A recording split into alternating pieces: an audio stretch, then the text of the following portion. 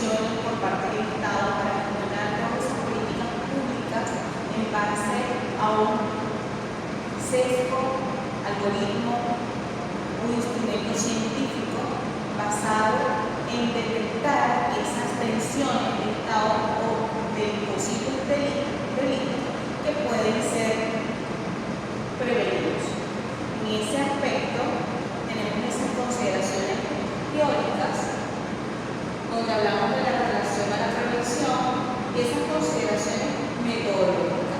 Estas son aquellas que la teoría moderna sostiene que el Estado no solo debe castigar el delito cometido, sino cuestionar los factores o los riesgos por los cuales conllevan ese tipo de delito. Y esas consideraciones metodológicas es lo que hemos mencionado, que especifica que esos algoritmos, esos datos científicos, esos sesgos estudiados buscan prever el delito antes, no luego del delito. Ahora bien, en otro punto hablamos de los procesos y nociones que contextualizan y articulan las formas y mecanismos de orden económico y sociopolítico. El surgimiento de un nuevo orden económico y sociopolítico no es un evento aislado, sino resultado de procesos profundos de configuraciones de la sociedad o una manera marcada sobre las sociedades organizadas para ejercer el poder. En este sentido tenemos la subordinación del derecho, la globalización normativa y tenemos la privatización del control y la flexibilización. ¿Qué tenemos aquí? En la subordinación del derecho, los sujetos del mercado global, las leyes ya no se deciden por sí solas, solo el Parlamento, en nuestro caso, la Gobernación, el Estado, la Asamblea Nacional, en este caso, articula para poder gestionar la inversión económica del país o del Estado. Entonces esa globalización normativa se sustenta en las normas nacionales para priorizar las internacionales y que las masas económicas, las industrias, puedan venir a nuestro Estado a invertir, a producir en su economía. Esa privatización de control termina donde el Estado concede terreno a las empresas privadas en la gestión de la seguridad y del desarrollo económico político. Contexto histórico-social. La pregunta aquí: ¿de dónde venimos y por qué estamos aquí? Crisis de Estado, postindustrialismo, cultura del dinero. ¿De dónde venimos y por qué estamos aquí? Es la pregunta. Crisis del estado de bienestar. El paso de un estado que protege a uno que vigila. Aquí volvemos al punto de partida de inicio, donde especificamos somos realmente aptos para esa política criminal actual que gira en torno a ese aspecto científico. En estos términos generales hablamos de la inteligencia artificial como punto de partida, como utilización de instrumentos para sesgar todos esos sitios o todos esos aspectos rojos de criminalidad para generar un resultado positivo. En ese postindustrialismo tenemos la transición de una sociedad basada en la fábrica, la disciplina, a una basada en la información, el control. ¿Lo controlaría el proceso científico? ¿Lo controlaría el AI? Esa es una pregunta que nos debemos hacer, pues la cultura del miedo sería la inseguridad. Pues si tú tienes cámaras de seguridad en tu casa, entonces tú estarías preocupada que estás vigilada por seguridad, estarías vigilada completamente por una herramienta de inteligencia artificial que se puede filtrar globalmente en cualquier parte remota como sesgo o como protección. Sería una protección. Entonces, el tránsito de la sociedad de esta disciplina a la sociedad de control, históricamente el control sería físico y cerrado. No habría el control abierto y continuo y estaríamos completamente vigilados por nuestro consumo, nuestra deuda, nuestra huella digital. Posible impacto de los sociedades periféricas enfrentan efectos desproporcionados en cuanto a esta terminología de las políticas criminales, en virtud de que esa regularización, esa modificación que se termina o esas nuevas formas punitivas de ejercer serían realidades locales, realidades sociales que estarían perennes en torno a un debate. Pues esa importación crítica sería la adopción de modelos punitivos sin considerar realidades. Esa selectiva forma de penalizar el entorno tendría que estudiarse, pues se criminalizaría esos sectores de vulnerabilidad y marginalización social. Es allí donde entra en juego los pueblos indígenas, las partes descentralizadas, como son las personas migrantes, los trabajadores informales de cualquier tipo de índole, y todo ese tipo de significaciones que existen en torno a una sociedad. Es allí donde esas periferias latinoamericanas, estos mecanismos, suelen fallar porque se interponen sin considerar la desigualdad. Las relaciones entre el derecho y la esfera productiva. Es aquí una parte fundamental de esas relaciones de derecho, porque existe un feedback, ¿no? Esa esfera productiva prevalece sobre el derecho. ¿En qué virtud? El derecho penal responde a los mecanismos de regulación y control de la fuerza de trabajo en diferentes momentos históricos. Eso no lo podemos obviar, de hecho existe y siempre existirá porque el derecho siempre ha existido. Pero esa esfera productiva cambia y va en evolución en función del entorno de la sociedad, como ella evoluciona. En esos mecanismos contemporáneos o contracontemporáneos, esa criminalización de la protesta social y sindical va terminando, va evolucionando, la protección política amplía su sesgo, ya no estamos hablando del policía que apresa a una persona que cometió un delito, sino que vamos allá de una inteligencia artificial, vamos allá de una cámara de seguridad, vamos allá de una fotografía, vamos allá de un perito, de un testigo.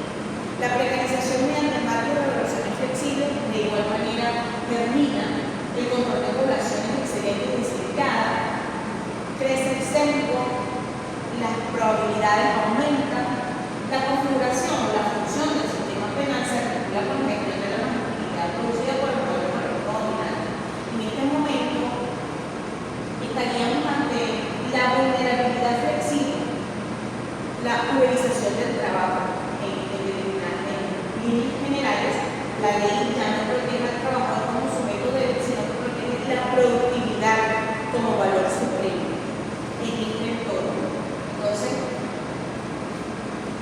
es allí cuando se suscitan la aparición de nuevos sujetos sociales, que ya los mencioné en el punto anterior, entran en juego los élites de movimientos sociales, trabajadores informales, pueblos originarios.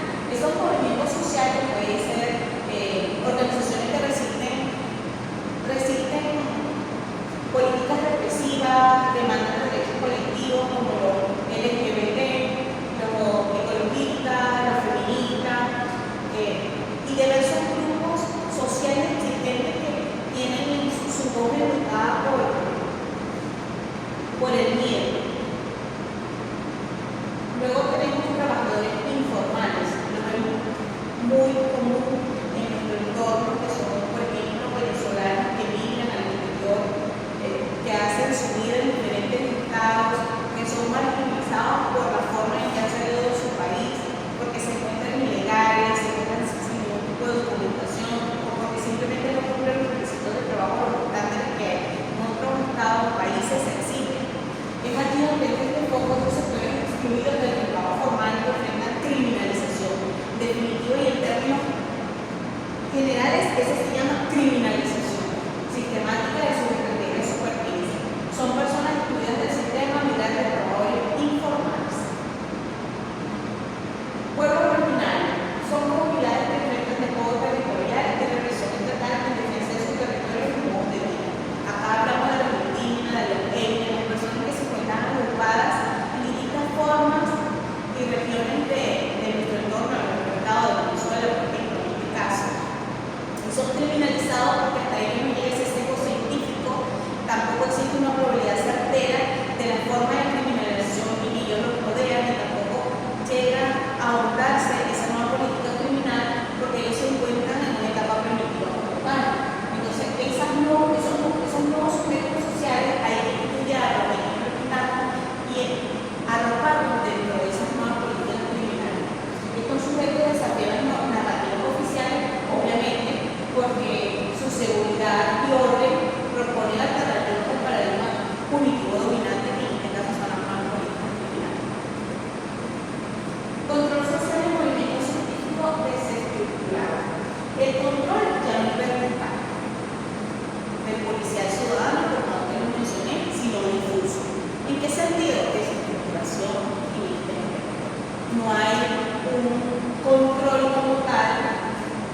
solo centro de mando, pues el control está mermado, está regido por esas redes sociales, esas cámaras de inteligencia artificial, esas cámaras de seguridad y el consumo que tú le das. Te cuentas harto con un teléfono,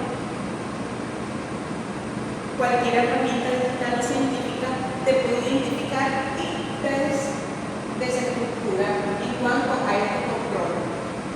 La pregunta aquí sería que si los mecanismos tecnológicos, las herramientas tecnológicas pueden controlar nuestro orden social, y efectivamente sí lo pueden hacer, porque en este cientificismo se justifica la vigilancia masiva bajo el argumento de eficiencia técnica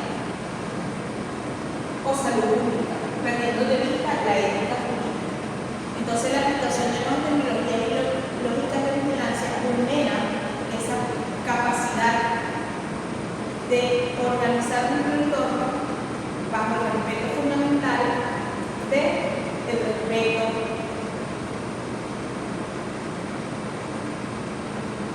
Es allí donde entra la tensión entre cercanía y vigilancia, descentralización, que el poder se fragmenta en municipios, regiones, y es allí donde se busca la transformación en el ejercicio del poder, moviéndolo de la estructura jurídica y jerárquica hacia mecanismos más participativos de proyectos horizontales.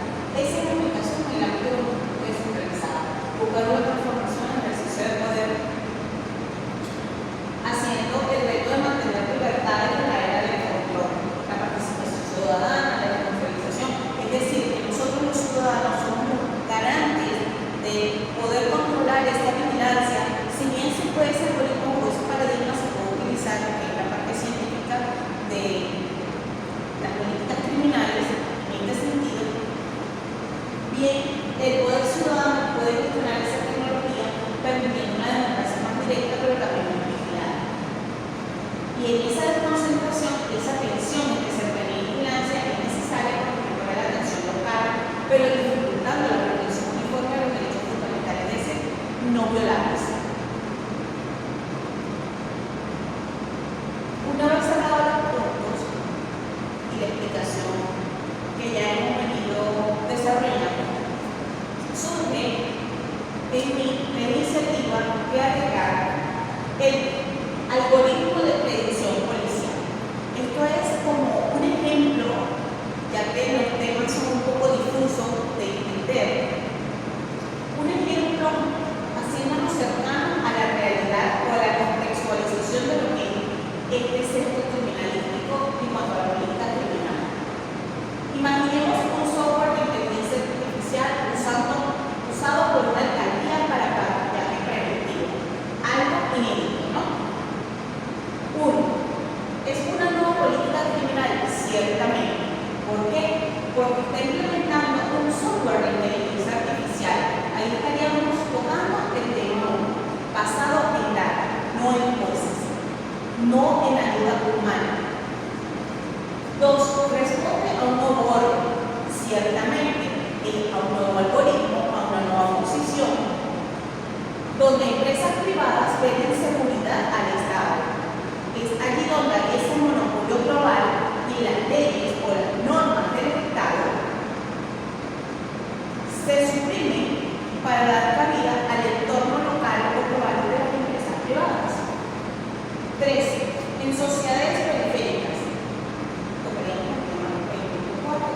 este software suele marcar como zonas rojas, barrios pobres, son seguridad criminalizando la pobreza.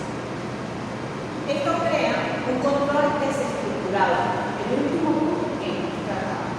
El policía ya no decide a quién detener, lo decide una máquina científica que nadie cuestiona. Llegará un momento en que esta política criminal tendría ya en su base de datos